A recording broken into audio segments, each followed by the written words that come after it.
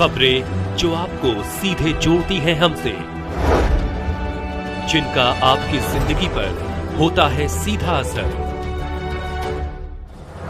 खबरों की वही तस्वीर,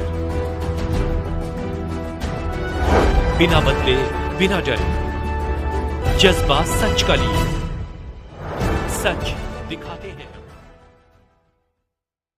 बांदा में जिलाधिकारी कार्यालय पहुंचे विभिन्न सामाजिक संगठनों ने जिलाधिकारी कार्यालय पर प्रदर्शन कर राष्ट्रपति महोदय को संबोधित ज्ञापन डीएम के माध्यम से भेजा। बांदा में विभिन्न सामाजिक संगठनों ने राष्ट्रपति को जिलाधिकारी के माध्यम से ज्ञापन सौंपा है। भारत मुक्ति मोर्चा, बहुजन क्रांति मोर्चा, राष्ट्रीय पिछड़ा वर्ग मोर्चा और राष्ट्रीय परिवर्तन मोर्चा ने संयुक्त रूप से यह ज्ञापन दिया। संगठनों की प्रमुख मांगों में ईवीएम का विरोध शामिल है। उनका कहना है कि वर्तमान ईवीएम प्रणाली से चुनावों में धांधली की शिकायतें मिली हैं। वे बैलेट पेपर से चुनाव कराने की मांग कर रहे हैं। दूसरी अहम मांग जाति आधारित जनगणना को लेकर है। संगठनों का आरोप है कि केंद्र सरकार द्वारा ओबीसी की जाति आधारित जनगणना से इनकार करना संविधान विरोधी है। उनका मानना है कि इससे पिछड़े वर्ग को विकास योजनाओं और आरक्षण से वंचित रखा जा रहा है। संगठनों ने वक्फ संशोधन विधेयक 2025 का भी विरोध किया है। उनका कहना है कि यह विधेयक संविधान के अनुच्छेद 14, 25, 26, 29 का उल्लंघन करता है।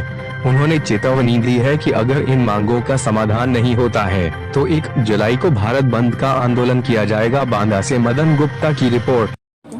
मैं हूँ एडवोकेट उमलेश भारती। अच्छा, आज आप लोगों ने किस तरह ज्ञापन दिया है? ज्ञापन ये दिया है कि इस देश में जो लोकतांत्रिक व्यवस्था है और चुनाव प्रणाली है उसमें ईवीएम का इस्तेमाल किया जाता है। और 8 अक्टूबर 2013 को भारत के सुप्रीम कोर्ट ने जजमेंट में कहा कि ईवीएम से स्वतंत्र, निष्पक्ष और पारदर्शी चुनाव नहीं हो सकता है और ईवीएम में घोटाला होता। तो ईवीएम में घोटाला होता है तो अगर घोटाला होता है तो फिर लोकतंत्र कहाँ बचा? इसलिए लोकतंत्र की बहाली के लिए ईवीएम हटाया जाए, बैलेट पेपर से वापस चुनाव कराया जाए। तो ये एक मांग है, कई सारी मांगे हैं। उनमें एक मुद्दा ये है कि इस देश में जानवरों की गिनती होती, कुत्ते बिल्लियों की गिनती होती, कितने पालतू हैं कितने फालतू हैं, लेकिन इस देश का जो पिछड़ा वर्ग है, सबसे ज्यादा आबादी वाला है, उसकी आज तक जनगणना नहीं कराई गई है। गुलाम भारत में जनगणना होती थी, आजाद भारत में जनगणना ओबीसी की आज तक नहीं हुई है। तो हमारी मांग है, पिछड़ा वर्ग मोर्चा की तरफ से मांग की जा रही है और लंबे समय से मांग की जाती रही है, इस देश के पिछड़े वर्ग की जाति आधारित जनगणना कराई जाए, जो नहीं हो रही है। ये मुद्दा भी शामिल है। इसके अलावा निजीकरण का एक मुद्दा शामिल है। इस देश की बहुत सारी सरकारी संस्थाएं हैं, जैसे बिजली है, पीडब्ल्यूडी है, तमाम विभाग है, उनका निजीकरण गवर्नमेंट कर रही है। निजीकरण करके पूंजीपतियों के हवाले किया जा रहा है और बाजार, खुला बाजार बना दिया जा रहा है सरकार के द्वारा। तो इसके विरोध में है कि निजीकरण नहीं होना चाहिए, इस पर लगाम लगाई जाए, रोका जाए। इसके अलावा बोध गया जो बौद्धों का स्थल है, धार्मिक स्थल है, वहाँ पर पंडित पुजारियों का कब्जा है। कानून बनाकर बाकायदे कब्जा कराया गया।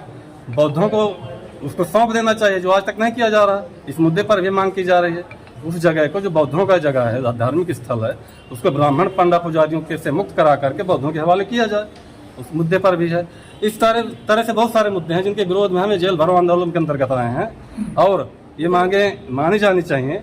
जेल भरो के अंतर्गत आए हैं और अगर ये मांगे नहीं मानी जाती हैं तो भविष्य में डेट लगभग डिसाइड हो चुकी है कि भारत बंद का आंदोलन भी किया जाएगा। इसकी जिम्मेदार भारत सरकार होगी जो मांगों को नहीं मान रही। और सारी की सारी मांगे संवैधानिक है।